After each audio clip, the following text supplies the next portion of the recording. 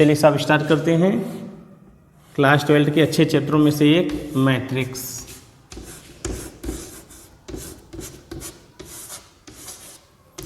Photo में पहचान लें, अलग अलग तरह के डिब्बे होंगे। कभी ऐसा डिब्बा होगा, कभी ऐसा डिब्बा होगा, कभी ऐसा डिब्बा होगा, कभी ऐसा डिब्बा होगा, ठीक है ना। अलग अलग तरह के डिब्बे में ये पाए जाते हैं। अक्सर हम लोग के टाइम में मैट्रिक्स और डिटर्मिनेंट्स में कन्फ्यूजन होता था कि मैट्रिक्स को हम लोग डिटर्मिनेंट्स बोल देते हैं, डिटर्मिनेंट्स को मैट्रिक्स बोल देते थे। लेकिन कन्फ्यूजन आप लोग को नहीं होना चाहिए। मैट्रिक्स जो है इस तरह के डिब्बे में ही पाए जाते हैं, ठीक है। तो सबसे पहले हम लोग लिख लेते हैं what is a matrix. Matrix is an arrangement, यानी मैट्रिक्स केवल अरेंजमेंट होता है, यानी एलिमेंट्स को इस डिब्बे में अरेंज किया जाता है। इसकी कोई वैल्यू नहीं निकलती है, यानी देखो और खुश रहो। इसको केवल अरेंज किया जाता है, इसकी कोई वैल्यू नहीं निकलती है। बाद में इसकी वैल्यू निकालने का मन हुआ होगा किसी को, तो उन्होंने इसकी वैल्यू निकाल ली, उसको अलग ब्रांच में रख दिया गया, जिसमें हम लोग क्या बोलते हैं, डिटर्मिनेंट्स। डिटर्मिनेंट्स की वैल्यू निकलती है, लेकिन मैट्रिक्स की वैल्यू नहीं निकलती है। ये सिर्फ क्या होता है, अरेंजमेंट होता है। इस बात को याद रखिएगा, ठीक है। तो मैट्रिक्स को कैसे रिप्रेजेंट किया जाता है ये हम लोग देख लेते हैं। चलिए, मैट्रिक्स को इस तरह की डिब्बे में रखे जाते हैं। इस तरह के डिब्बे में एलिमेंट्स को भरा जाता है। तो यहाँ पे हम A11 को भर रहे हैं, यहाँ पे A12 को, यहाँ पे A13 को, और डॉट डॉट करके यहाँ पे A1n को। आप लोग डिब्बा थोड़ा बड़ा बनाइएगा, ठीक है। A21, A22, A23, A2n, A31, A32, A33, ये सारे अरेंजमेंट हैं। A3n, और इस प्रकार से डॉट डॉट करके AM1, AM2, AM3, AM ठीक है। इसमें कुल कितने एलिमेंट्स हैं, mn एलिमेंट्स हैं, यानी mn एलिमेंट्स को इस डिब्बे में अरेंज किया गया है, ठीक है।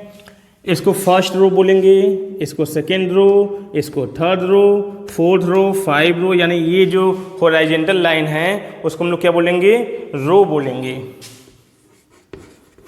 और जो वर्टिकल लाइन है उसे हम लोग क्या बोलेंगे, कॉलम बोलेंगे, ठीक है। तो बार बार बताने की जरूरत नहीं है। रो क्या है, हॉरिजॉन्टल लाइन, ये फर्स्ट रो, ये सेकेंड रो, थर्ड रो, ये यम रो, और ये first column, second column, third column, और ये लास्ट में एन कॉलम। तो इसका ऑर्डर क्या होगा, पहले रो लिखते हैं फिर कॉलम लिखते हैं, यानी ये किस ऑर्डर का है, यम इंटू एन। यानी इसमें कुल कितने रो हैं, एम रो हैं और एन कॉलम है, ठीक है। और इसको इस प्रकार से, इसके एलिमेंट्स को इस प्रकार से रिप्रेजेंट करते हैं, AIJ। आई जो फर्स्ट वाला होगा वो हमारा क्या होगा, रो को रिप्रेजेंट करेगा, और जे किसको रिप्रेजेंट करेगा, कॉलम को, ठीक है। A11 किस रो किस कॉलम का एलिमेंट्स है, first row and first column. अगर कोई कहे A23 किस रो किस कॉलम का एलिमेंट्स है, तो आप कहिएगा second row and third column. A3n किस रो किस कॉलम का एलिमेंट्स है, third row and n columns. इस प्रकार से एलिमेंट्स को अरेंज किया जाता है, और इसको रिप्रेजेंट किससे करते हैं, IJ से। I क्या है, रो है, और J क्या है, कॉलम है, ठीक है। ये जो एलिमेंट्स हैं A11, A22, A33, ठीक है, इसको हम लोग क्या बोलते हैं, प्रिंसिपल डायगोनल। क्या बोलते हैं, प्रिंसिपल डायगोनल।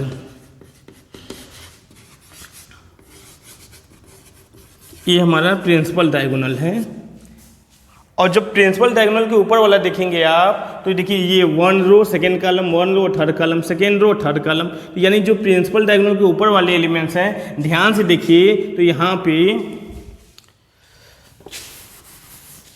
यहाँ के जो एलिमेंट्स हैं वो रो हमेशा कॉलम से क्या है, कम है, यानी I लेस देन J, ठीक है। इसमें जो भी एलिमेंट्स होंगे वो I less than J। Principal diagonal के ऊपर जो भी एलिमेंट्स हैं वो क्या रिप्रेजेंट करेंगे, इसमें वो एलिमेंट्स हैं जिसमें I J से लेस देन है। और प्रिंसिपल डायगोनल के नीचे देखेंगे तो इसमें वो एलिमेंट्स हैं, देखिए second row first column, third row second column, यानी I J से ज़्यादा हैं। ठीक है। और इसमें कौन से एलिमेंट्स हैं? इसमें वो एलिमेंट्स हैं जिसमें i j के इक्वल हैं। तो मैट्रिक्स में हम लोग क्या क्या देखें, रो क्या है, कॉलम क्या है, प्रिंसिपल डायगोनल के ऊपर एबव जो एलिमेंट्स पाए जाते हैं उसका रो जो है कॉलम से कम होता है, और जो प्रिंसिपल डायगोनल के नीचे होते हैं वो उसमें रो जो है जे कॉलम से अधिक होते हैं। ठीक है, तो आगे देखते हैं।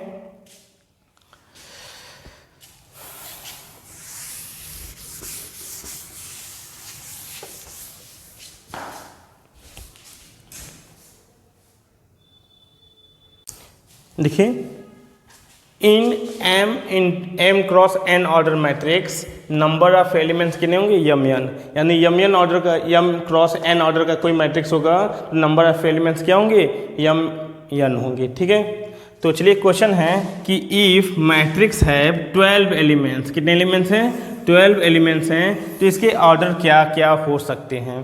तो देखिए 12 एलिमेंट्स हैं तो क्या हो सकता है, या तो फर्स्ट रो, एक रो हो, 12 कॉलम हो, यानी फर्स्ट इंटू 12, 2 इंटू 6 ऑर्डर का भी बन सकता है, 3 इंटू 4 ऑर्डर का भी बना सकते हैं क्योंकि हर बार एलिमेंट्स कितने हैं? 12 हैं। 4 इंटू 3 ऑर्डर का भी बना सकते हैं, यानी 4 रो और 3 कॉलम को लेकर के। 6 इंटू 2, 6 रो एंड 2 कॉलम को लेकर के भी मैट्रिक्स बनाया जा सकता है, और 12 इंटू 1 ऑर्डर का भी मैट्रिक्स बनाए जा सकते हैं। यानी कुल कितने ऑर्डर के मैट्रिक्स बनाए जा सकते हैं?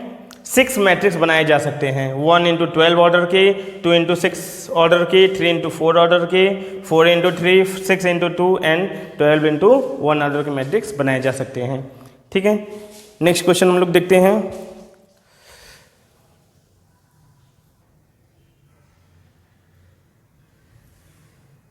चलिए क्वेश्चन है, find matrix of order 3 into 2। 3 into 2 order का कोई मैट्रिक्स बनाना है where a i J equal to i minus j by 2। तो हमें मैट्रिक्स किस ऑर्डर का बनाना है? 3 इंटू 2, यानी कॉलम कितने होंगे? 2 और रो कितने होंगे? 3। तो ये A11 होगा, ये A12, ये A21, ये A22, ये A31, ये A32, क्योंकि 3 इंटू 2 ऑर्डर का बनाना है। ठीक है ना, तो पहले सबसे पहले हम लोग क्या निकालेंगे? A11 निकाल लेते हैं। A11 निकालेंगे तो I की जगह 1, J की जगह 1, 1 में से 1 जाएगा 0, 0/2 0 आएगा, ये 0 एंट्रीज हो जाएगी। A12 निकालना है ना, first row and second column.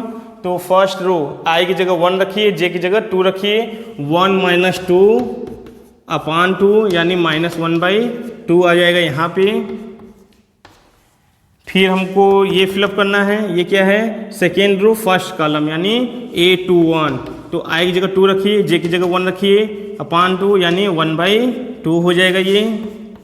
फिर A22 निकाल लीजिए, A22 यानी 2 माइनस 2/2 यानी 0 आ जाएगा।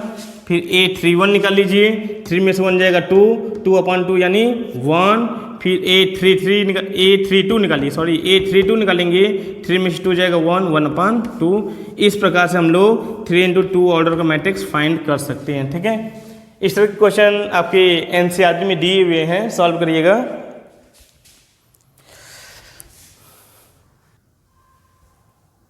चलिए बच्चों, अब हम लोग देखते हैं टाइप्स ऑफ मैट्रिक्स। मान लेते कोई मैट्रिक्स है वो m इंटू n ऑर्डर का है। कितने ऑर्डर का है? m इंटू n ऑर्डर का है, जहाँ पे m क्या होता है?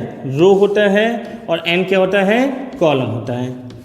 तो देखिए टाइप्स ऑफ मैट्रिक्स में अगर m इक्वल टू 1 ले लिया जाए,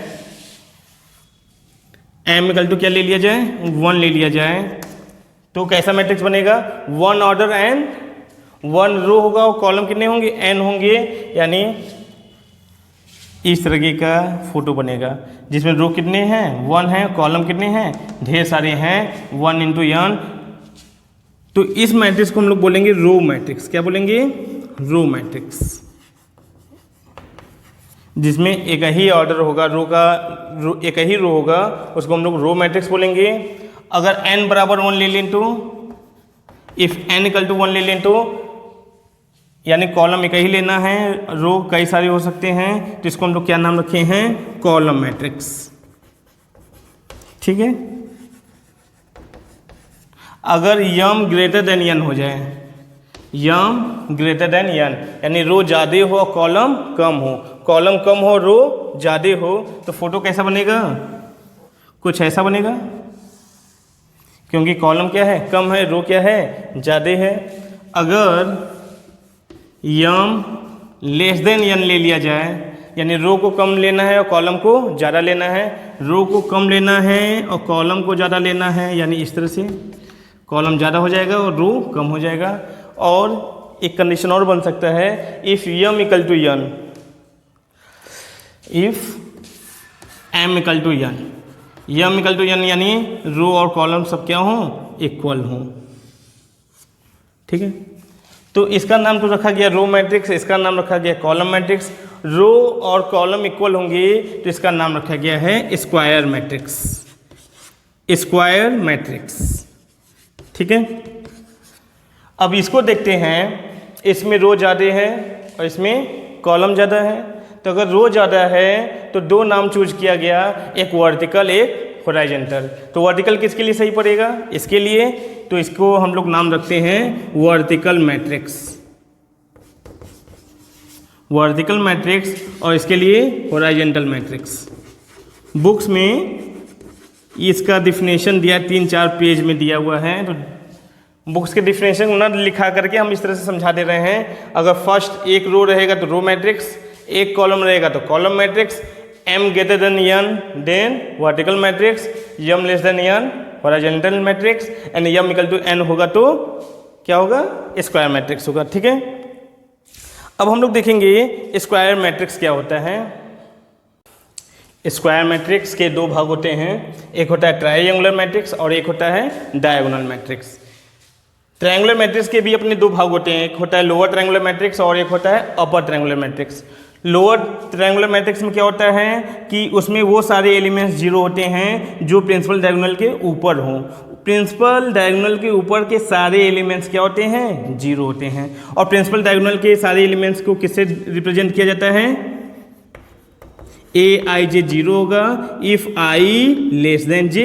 ये आई लेस देन जे वाले एलिमेंट्स हैं ये सारे, और ये क्या होते हैं? इफ़ आई लेस देन जे, तो सारे एलिमेंट्स क्या होंगे? अगर जीरो हैं तो ऐसे मैट्रिक्स को हम लोग क्या बोलेंगे? Lower triangular matrix. और इसमें वो सारे एलिमेंट्स जीरो होते हैं जिसमें आई क्या होता है? जे से ग्रेटर होता है, यानी प्रिंसिपल डायगोनल के नीचे के सारे एलिमेंट्स क्या होंगे? जीरो होंगे। ध्यान देने वाली बात है कि प्रिंसिपल डायगोनल के अगर नीचे सारे एलिमेंट्स जीरो हैं तो उसको बोलेंगे अपर ट्रायंगुलर मैट्रिक्स। और इसमें क्या होता है? प्रिंसिपल डायगोनल के ऊपर के सारे एलिमेंट्स जीरो हैं तो उसको क्या बोलेंगे? Lower triangular matrix. इसको याद रखिएगा। ठीक है, मेन हमारा है डायगोनल मैट्रिक्स। डायगोनल मैट्रिक्स में क्या होता है?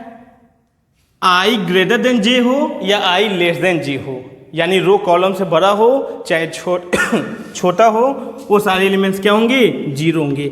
आई जे equal to zero if I greater than जे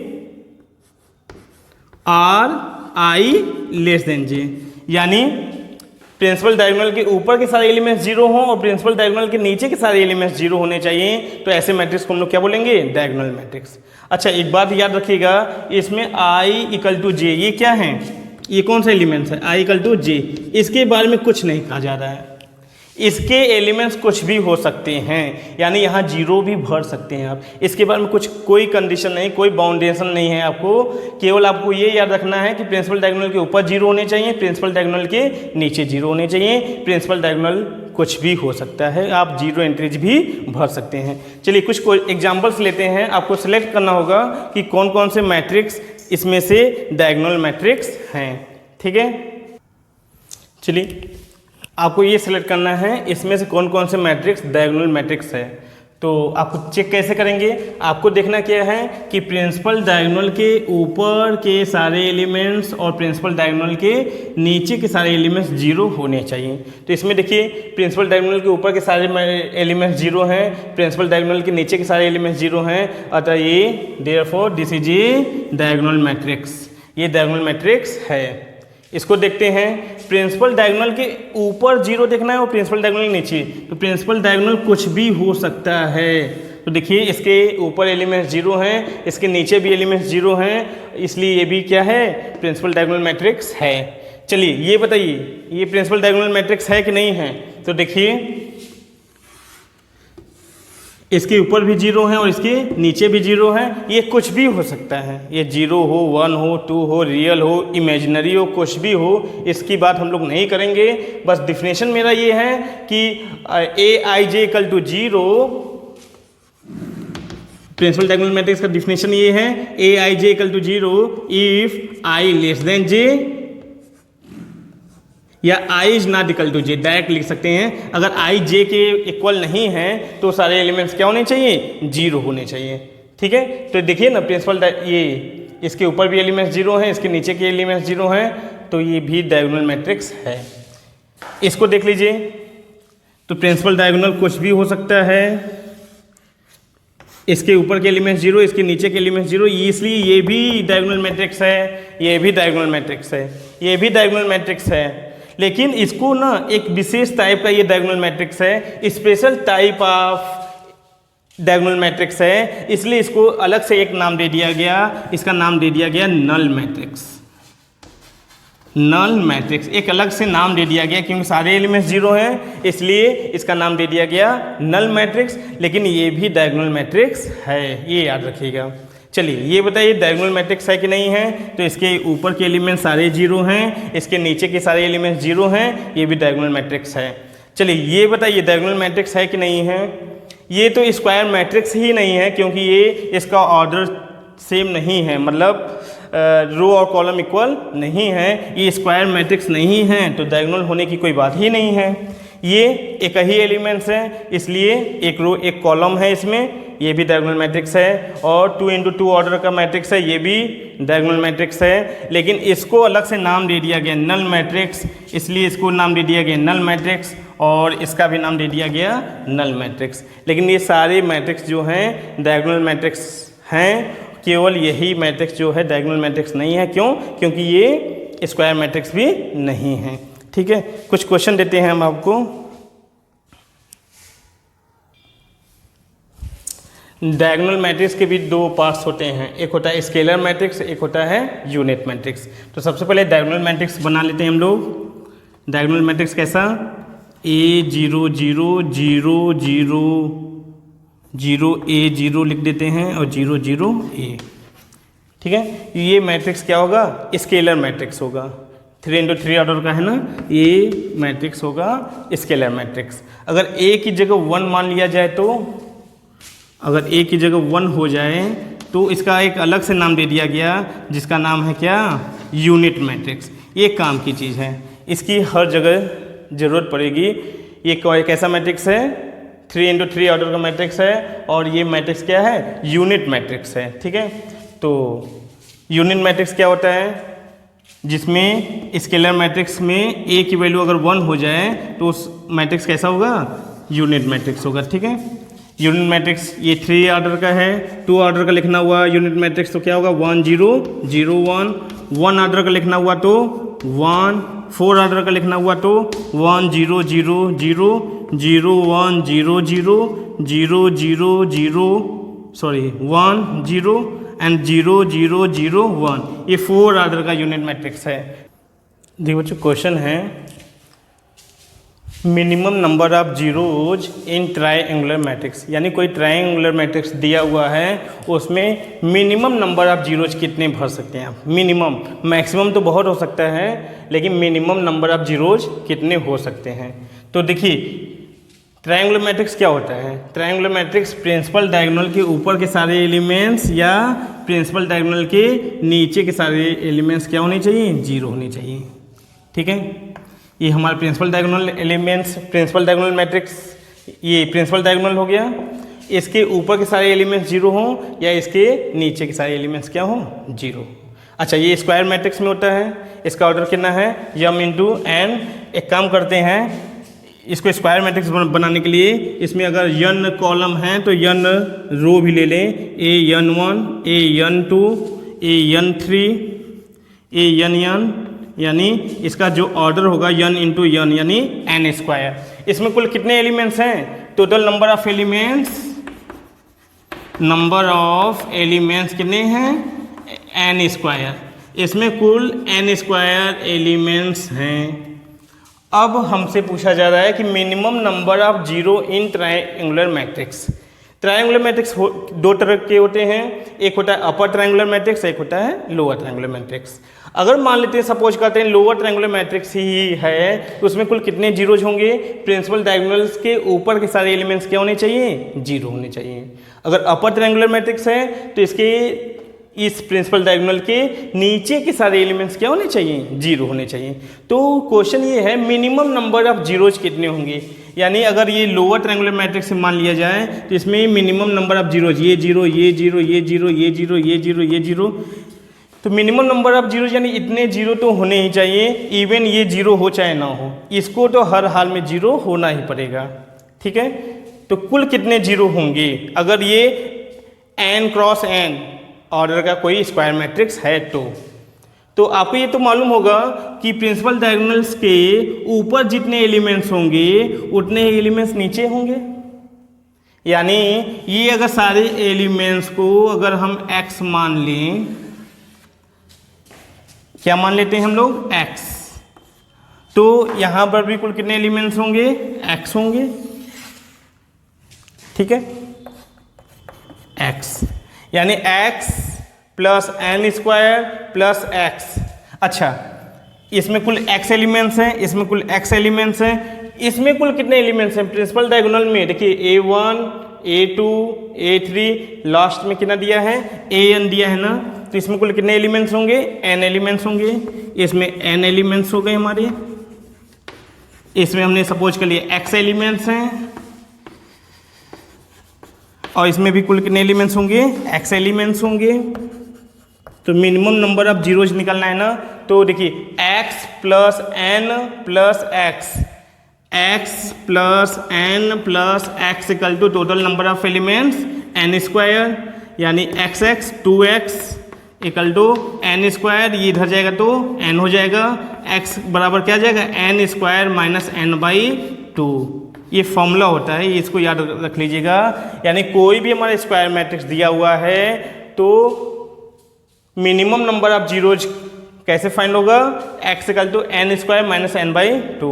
अगर हमारा 4 ऑर्डर का कोई मैट्रिक्स ले लें, 4 ऑर्डर का कोई मैट्रिक्स लीजिए, मान लेते हैं 4 0 0 0 3 2 0 0 1 3 2 0 3 2 1 5, ये कोई हमारा क्या है, स्क्वायर मैट्रिक्स है ना। इसमें ये प्रिंसिपल डायगोनल है,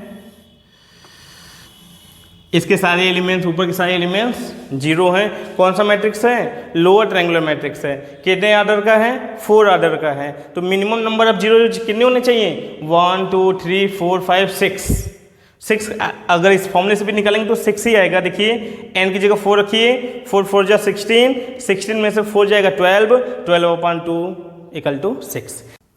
चलिए स्टूडेंट्स, नेक्स्ट है maximum number of increase elements in triangular matrix of order n। यानी कोई n ऑर्डर का मैट्रिक्स दिया हुआ है तो उसमें कुल कितने एंट्रीज भर सकते हैं, मैक्सिमम नंबर ऑफ एंट्री। ठीक है, तो मैक्सिमम नंबर ऑफ एंट्री पूछा जा रहा है। तो मान लेते हैं, सपोज कर लेते हैं ये लोअर ट्रायंगुलर मैट्रिक्स है, क्योंकि ट्रायंगुलर मैट्रिक्स दो प्रकार के होते हैं, एक लोअर एक अपर। मान लेते हैं, सपोज कर लेते हैं ये लोअर ट्रायंगुलर मैट्रिक्स है।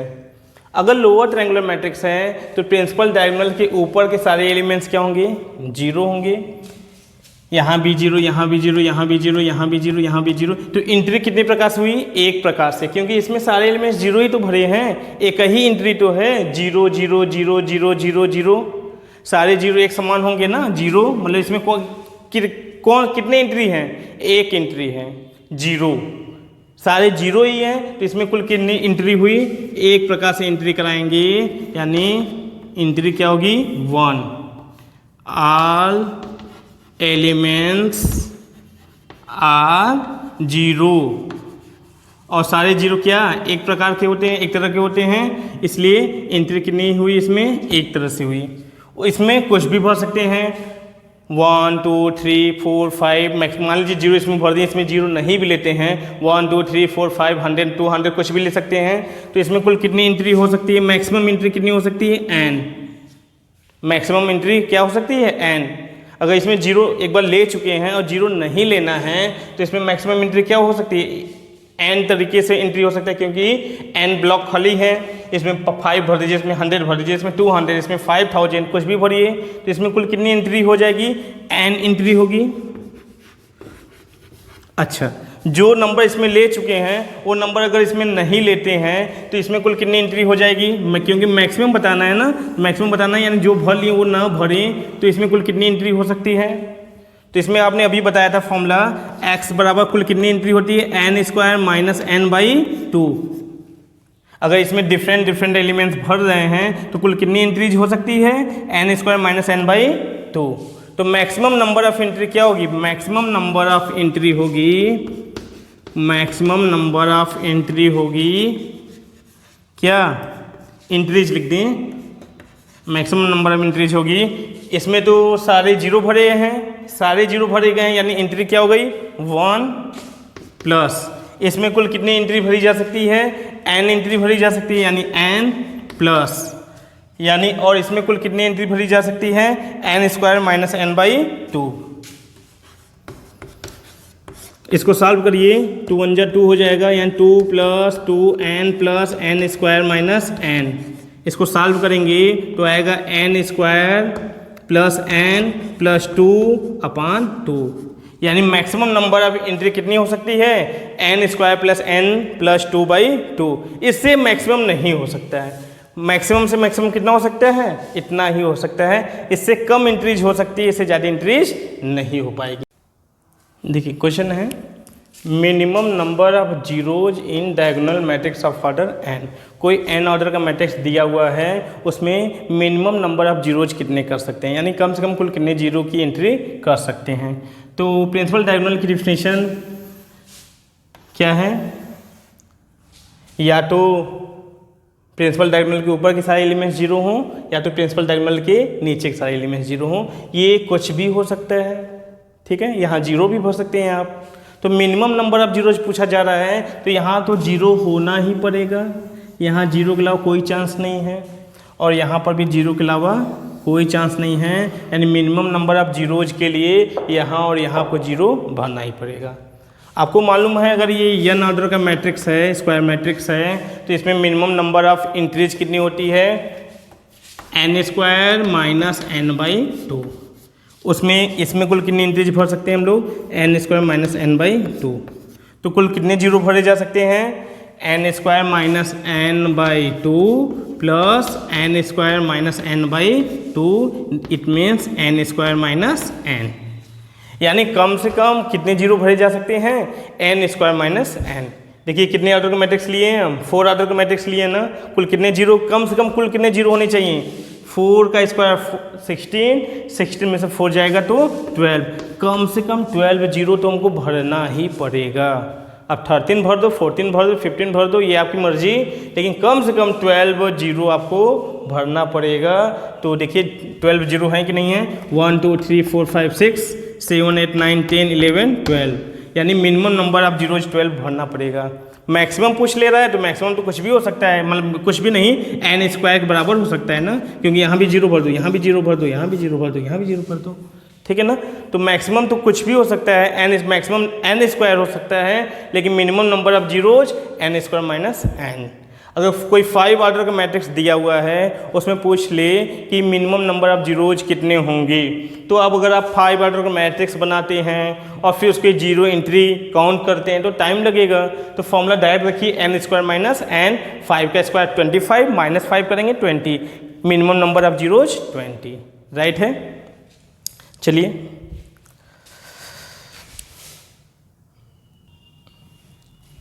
चलिए नेक्स्ट देखते हैं हम लोग, इक्वालिटी ऑफ मैट्रिक्स। देखिए बच्चों, 2 matrix A and B are said to be equal if they are the same order, यानी अगर 2 मैट्रिक्स हैं और दोनों अगर इक्वल हैं, अगर इक्वल दिया हुआ है तो दोनों का ऑर्डर क्या होना चाहिए, सेम होना चाहिए। And their corresponding entries are equal, यानी उसकी जो करस्पॉन्डिंग इंट्रीज है वो भी इक्वल होनी चाहिए। फॉर एग्जांपल हम ले लेते हैं ABCD, यहाँ पे ले लें, अगर ये इसके इक्वल है 1 2 3 4, तो देखिए ये भी 2 इंटू 2 ऑर्डर का मैट्रिक्स है, ये भी 2 इंटू 2 ऑर्डर का मैट्रिक्स है, इन दोनों का ऑर्डर क्या है, सेम है। तो अगर ये इक्वल है तो ये तभी इक्वल होगा जब A इक्वल टू क्या हो, 1 हो, B इक्वल टू 2 हो, C इक्वल टू 3 हो और D इक्वल टू क्या हो, 4 हो, तभी 2 मैट्रिक्स क्या होगा, आपस में इक्वल होगा। ठीक है, चलिए एक क्वेश्चन और ले लेते हैं इसका। देखिए क्वेश्चन दिया हुआ है कि these two matrices are equal, find x, y, z and w, find x, y, z and w। ठीक है, तो अगर दोनों मैट्रिक्स सेम ऑर्डर के हैं, देख लीजिए पहले, हाँ सेम ऑर्डर के हैं, तो there entry should be equal. तो x माइनस वाई किसके इक्वल होगा, 1 के, 2x माइनस वाई 0 के इक्वल होगा, 2x प्लस जेड 5 के इक्वल होगा और 2z प्लस w 12 के इक्वल होगा। ठीक है, अब इसको सॉल्व करिए 4 इक्वेशन को, और 4 इक्वेशन सॉल्व करने के बाद x, y, z and w की वैल्यू फाइंड कर लीजिए। एक काम करते हैं, यहाँ y बराबर क्या होगा, 2x होगा। जैसे ही यहाँ पे 2x रखेंगे तो x में से 2x जाएगा तो minus x, minus x equal to 1, यानी x इक्वल टू क्या आएगा, -1। x की वैल्यू आ गई, x की वैल्यू यहाँ पे रख दीजिए, तो 2 1 जा 2 हो जाएगा, -2 इधर जाएगा तो +2, यानी y की वैल्यू -2 आ जाएगा। सॉल्व करिए, y बराबर 2x, x की वैल्यू -1 तो -2 हो जाएगा, y की वैल्यू आ गई, x की वैल्यू आ गई, x की वैल्यू यहाँ पे रख दीजिए -2 इधर जाएगा तो +2, यानी z बराबर क्या हो जाएगा, यहाँ से 7 आ जाएगा, है ना। अच्छा, z बराबर 7 यहाँ पे रखिए, 2 7 जा 14 और 12 में से 14 जाएगा तो -2, यानी w बराबर क्या जाएगा, -2। इसको तो आप लोग सॉल्व कर सकते हैं, है ना। चलिए क्वेश्चन और लेते हैं हम। क्वेश्चन है ABCD इजिकल टू 1 2 3 4 5 6। अगर ये इसके इक्वल है तो ABCD की वैल्यू बताइए। तो देखिए पहले इसका ऑर्डर कितना है, 2 इंटू 2, इसका ऑर्डर कितना है, 2 इंटू 3। तो ऑर्डर तो सेम है नहीं, ऑर्डर सेम है नहीं तो ABCD can not be determined, ये इसके इक्वल होगा ही नहीं।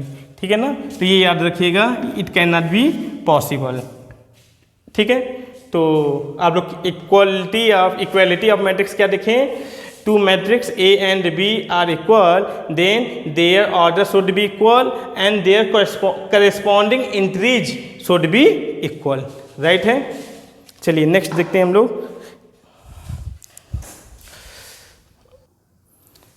स्केलर मल्टीप्लिकेशन ऑफ मैट्रिक्स, यानी कोई मैट्रिक्स दिया हुआ है, मान लीजिए कोई मैट्रिक्स दिया हुआ है ABCD, किसी स्केलर से मल्टीप्लाई करना चाहते हैं, ठीक ना। A बराबर कोई मैट्रिक्स दिया हुआ है, अगर 2A यानी A से मल्टीप्लाई करना, 2 से मल्टीप्लाई करना चाहते हैं तो 2 से मल्टीप्लाई सभी इंट्रीज में होंगे, सारे एलिमेंट्स में होंगे, यानी 2A बराबर हो जाएगा 2A 2B 2C और 2D, राइट है।